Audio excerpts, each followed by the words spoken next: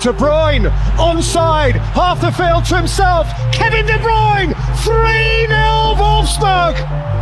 The champions are crumbling.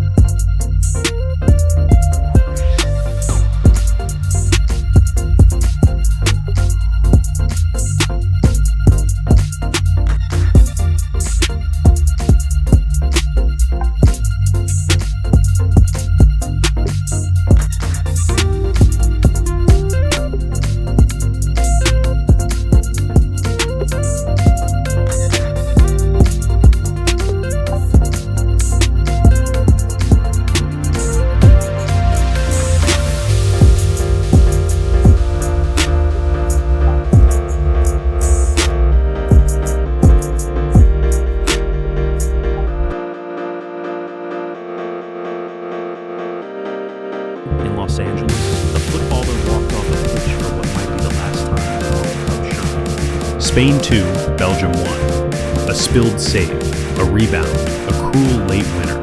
And somewhere in the stands, his wife and 3 kids watched a chapter close that started 34 years earlier in a small Belgian town most commentators still mispronounce. This isn't a story about an ending. It's a story about a kid nobody wanted, who spent 20 years making the people who didn't want him regret it. Drongen, a quiet suburb of Ghent, born June 28, 1991, to Herwig, a Belgian father, and Anna, a mother born thousands of miles away in Burundi, East Africa. A detail that technically means little Kevin De Bruyne could have grown up to play international football for 2 different countries. He picked the wrong one, depending who you ask in Brussels this week. KEV wasn't the loudest kid in the room, shy by his own admission years later. But he had one obsession, a ball and a garden fence. Legend has it, and he's never denied it, that De Bruyne strengthened his left foot specifically because his right kept destroying the neighbor's garden.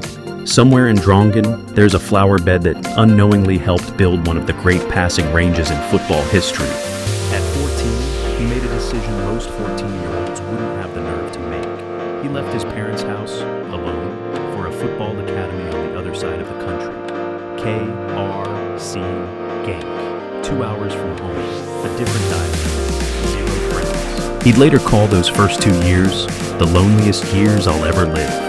A boarding house first, then in year 2, something better. A foster family, arranged and paid for by the club, meant to give him something like a normal life. For a while, it worked. Good grades, good football, no trouble. Then came the summer break. 15 years old, he walks through his parents' front door expecting an ordinary homecoming. Instead, he finds his mother in tears. The foster family didn't want him back. Too quiet, they said. Too difficult. Words no 15-year-old should have to carry. And De Bruyne carried them for the rest of his career. The club, spooked, refused to fund another placement. Instead, they sent him somewhere else entirely. A boarding house, he'd later say, for troubled kids. So, he did what he'd do for the next 2 decades, every time someone doubted him. He got angry, and he got to work. Alone in that backyard, he said something out loud that would define the next 20 years of his life. 2 months. He'd be in the first team in 2 months, no matter what. He didn't just make the deadline, he obliterated it. Back at Genk, coming off the bench in a reserve match on a Friday night, 16 years old with something to prove, he did something almost absurd. 5 goals in 1 half of football. Genk promoted him to the first team within weeks, faster than he'd promised himself. And then, of course, the foster family resurfaced, suddenly willing to take him back. Suddenly it had all been a misunderstanding. His reply has become one of the most quoted lines of his career. He walked away, and kept walking, straight into the Genk first team, and straight into a Belgian league title in 2010-11. His teammates on the national youth setup were already talking about him. Future Man City captain Vincent Kompany remembered training beside a 19-year-old De Bruyne, and turning to the rest of the squad afterward, stunned that a teenager was already the best player on the pitch. By 19, he'd already pulled on the senior national shirt for the first time, in a friendly against Finland that ended in a forgettable 1-0 loss. What people would remember a few years later was the label the Belgian press started stamping on his entire generation, the Golden One. De Bruyne, Courtois, Hazard, Lukaku, Kids who were all somehow about to become teammates on the biggest stage the sport has. By 2012, half of Europe was calling, and the kid once told he was too difficult. Pick the club that looked on paper like the perfect next step. Chelsea, 2012. A 20-year-old De Bruyne arrives carrying the weight of a Belgian golden generation. He'll leave 2 years later, having played 9 competitive matches. 9. The problem had a name: Jose Mourinho. Mourinho didn't dislike him. When the club considered loaning him out for first-team football, Mourinho blocked it. He wanted De Bruyne with him, but wanting him and playing him turned out to be two very different things. Loaned to Werder Bremen for a season, the kid from Drongen finally got what he'd been starved of: minutes. He made them count. 10 goals, 9 assists, almost single-handedly dragging Bremen away from relegation. He came back to Chelsea with proof. It didn't matter. The breaking point, by his own account, came quietly. Not in a blow-up, but in an office, across a desk, with Mourinho holding a sheet of paper. De Bruyne would later describe telling Mourinho plainly that he felt like the club didn't want him, and that he'd rather be sold than sit. Within months, he was gone. The tabloids had a headline ready-made: the Chelsea reject, a label that would follow him for years, right up until the day he became too good for anyone to remember it. Wolfsburg didn't just buy a player for £18 million in January 2014. They bought a grudge with wings. What happened next is one of the most ridiculous single seasons in modern football. In 2014 to 15, De Bruyne didn't just play well for Wolfsburg. He rewrote the Bundesliga record books. He dragged Wolfsburg to second place, their best league finish in years, and to their first ever DFB Pokal title, scoring the decisive goal in the final against Jurgen Klopp's Borussia Dortmund. His feet were literally cast in bronze on Berlin's Walk of Fame outside the Olympiastadion. Not everything about that season was elegant. In February 2015, in the dying seconds of a match, a ball boy took too long returning the ball, and De Bruyne, competitive to a fault, let him have it, loudly enough that the German Federation's ethics committee stepped in. By season's end, he was Germany's Footballer of the Year, the first Belgian to win it, beating out Bayern Munich stars Arjen Robben and Manuel Neuer. In Munich, a manager named Pep Guardiola had been taking notes. After watching De Bruyne score twice against his Bayern side that January, Guardiola was blunt about where he ranked him.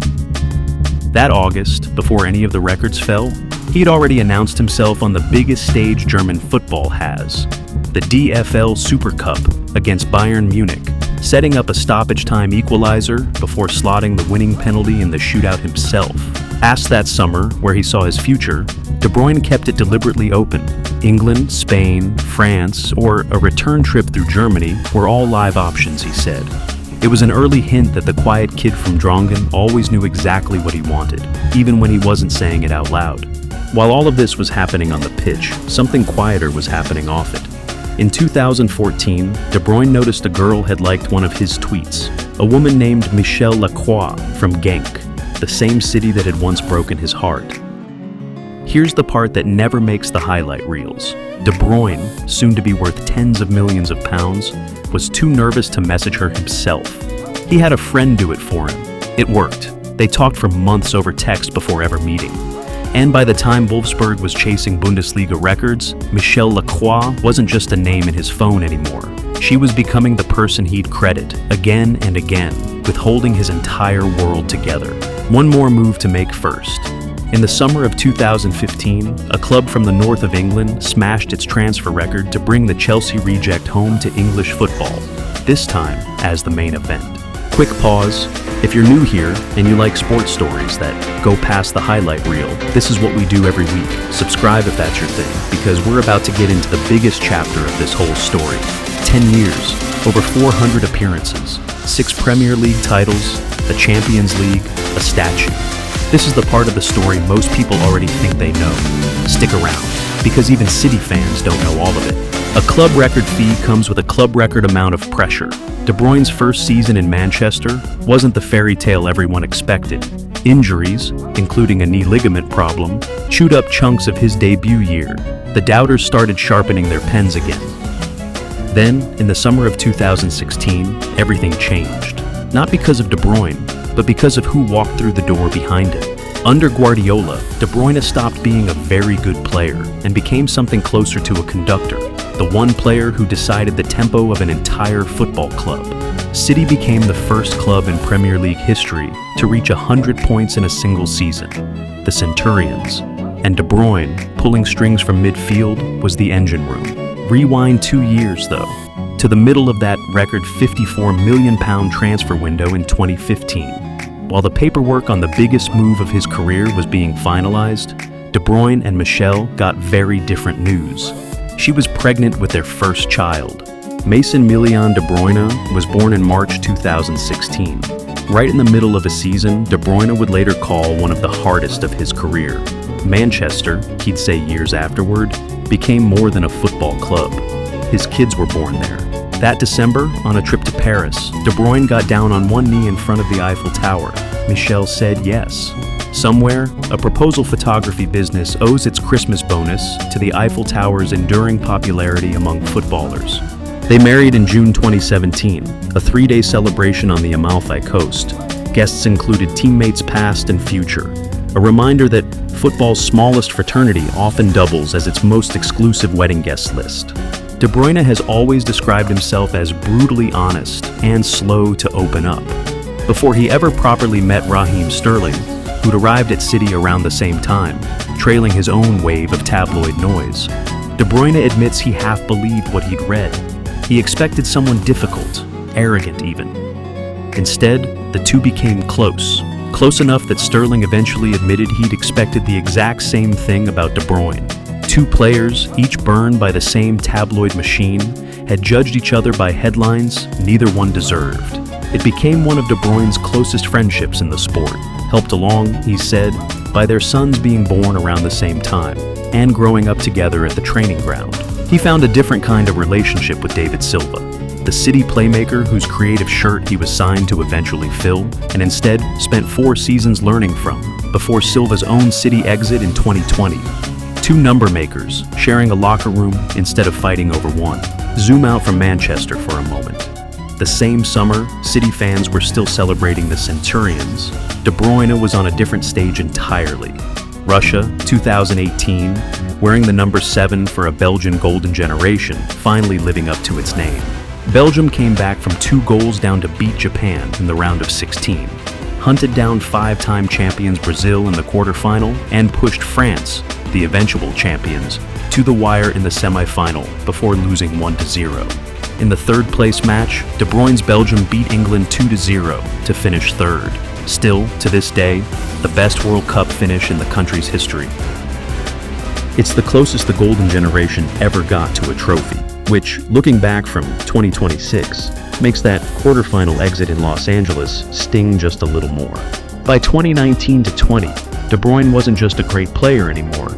He was, statistically, one of the greatest passers the Premier League had ever produced, equaling the single-season assist record with 20, matching a mark Thierry Henry had set 17 years earlier. He was named the league's player of the season. That same stretch, the family grew again. A second son, Rome, born in October 2018, and a daughter, Suri, in September 2020. Right as football played entire seasons inside empty pandemic-silenced stadiums. For a career shaped early on by isolation, the boarding house, the foster family, the loneliest years, there's something almost poetic about him becoming a father of 3 inside stadiums that had, quite literally, gone silent. That same stretch, the family grew again. A second son, Rome, born in October 2018, and a daughter, Suri, in September 2020.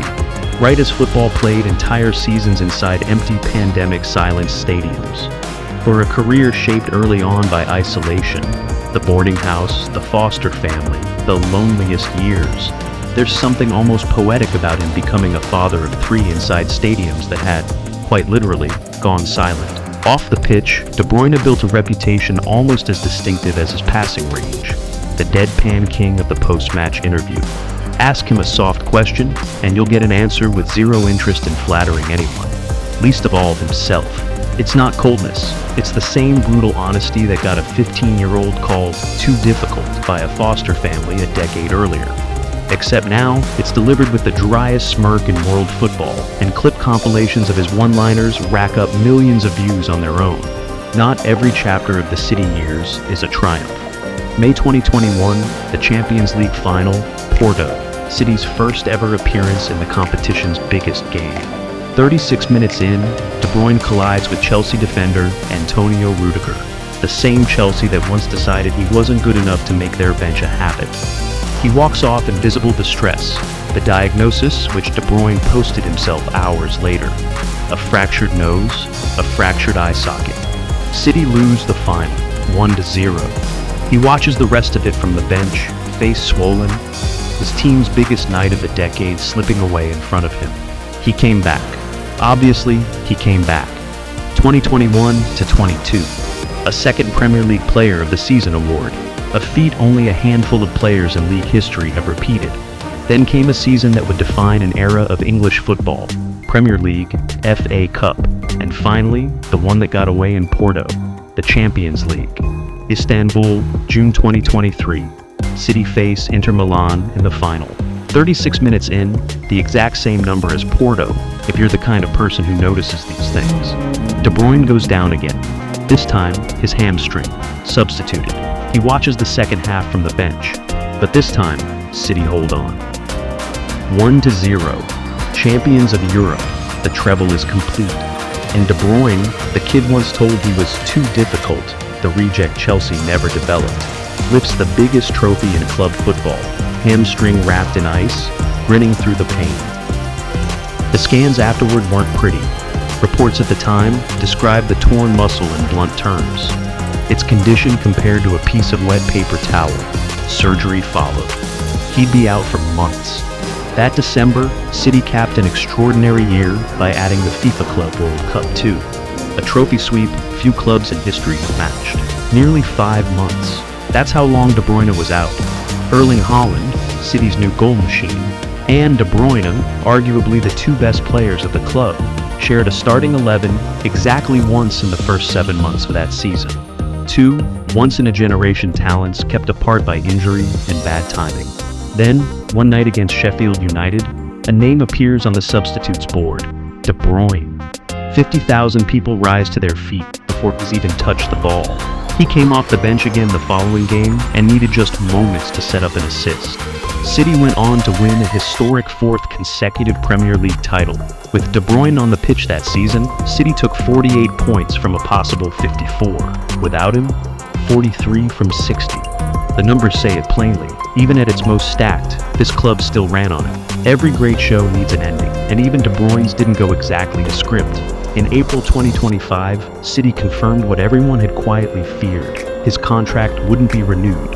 De Bruyne called it, plainly, a business decision, and posted his own goodbye before the club had even finished drafting theirs, thanking the city and the club for giving him everything and saying giving it all back had never felt like a choice. His final home match against Bournemouth had one more twist City fans still bring up. Open goal, empty net, a couple of yards out. De Bruyne, of all people, scoops it over the bar. Missed sitter aside, what people actually remember happened after the final whistle. His wife and 3 kids walked out onto the Etihad pitch beside him for a guard of honor from his teammates. Pep Guardiola, the manager who once called him one of the greatest players the club has ever had, stood on the touchline in tears, and the club announced something they'd only done for a handful of legends before him, a statue outside the stadium itself. De Bruyne, fighting back tears of his own, put it simply, 10 years, 6 Premier League titles, 5 League Cups, 2 FA Cups, 3 Community Shields, 1 Champions League, 1 FIFA Club World Cup, 18 trophies with this one club alone, a statue, a road named after him at the academy, and a wife and 3 kids who, for a decade, called a football stadium the family's second home. 33 years old, a statue already being built in his honor at his old club, and De Bruyne could have gone almost anywhere. Saudi Arabia wanted him. MLS wanted him. Instead, he chose the reigning Serie A champions, and a reunion with an old Belgian strike partner. Napoli's official announcement didn't bother with subtlety. a graphic of De Bruyne on a throne, wearing a crown with 3 words. He didn't waste time proving it was more than marketing. A goal on his league debut against Sassuolo, another 3 weeks later against Fiorentina. Belgium's golden boy, reunited with Romelu Lukaku up front, looked every bit the marquee signing Naples had been promised. Under Conte, no stranger to squeezing peak form out of veteran talent, De Bruyne slotted straight into the engine room as if Naples had simply relocated a piece of Manchester City 3,000 kilometers south. Then, in October, the story that's haunted his whole career caught up with him again. A penalty scored against Inter Milan and a hamstring injury on the very same afternoon. Surgery followed. Naples would have to wait for its king. He returned to action in March 2026, off the bench against Torino, and from there, straight into international duty for his 4th World Cup with Belgium. Part of a celebrated golden generation of Belgian players who spent a decade ranked among the best teams on the planet without ever winning the tournament that mattered most. Group stage draws against Egypt and Iran, a 5-1 statement win over New Zealand, a wild round of 32 victory, and then, on July 10th, 2026, the match we opened this video with.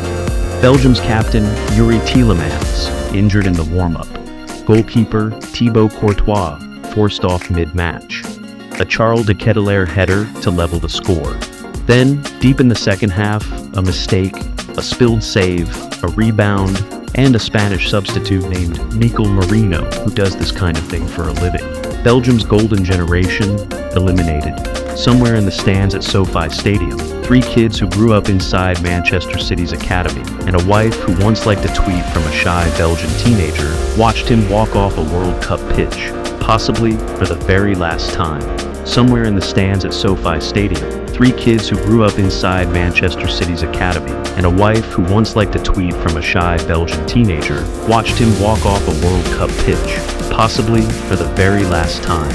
And somewhere outside a football stadium in Manchester, a statue is still being built, bronze, permanent, facing the pitch he spent a decade turning into his own.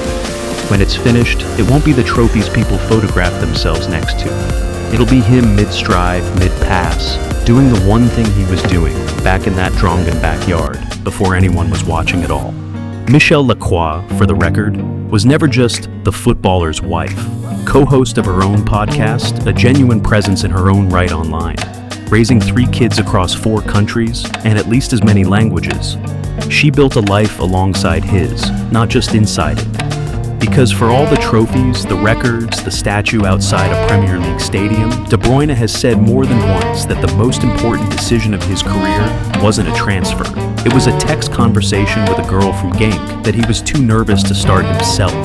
A shy kid from Drongen, rejected by a foster family at 15, rejected by Chelsea at 21, told more than once that he was too quiet, too difficult, too much of a risk.